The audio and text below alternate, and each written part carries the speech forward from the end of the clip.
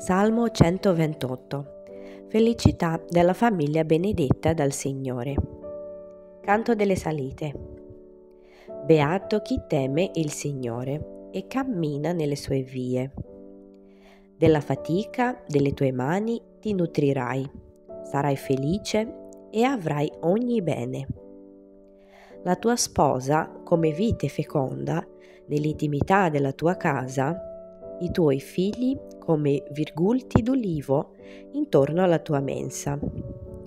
Ecco com'è benedetto l'uomo che teme il Signore. Ti benedica il Signore da Sion. Possa tu vedere il bene di Gerusalemme tutti i giorni della tua vita. Possa tu vedere i figli dei tuoi figli. Pace su Israele.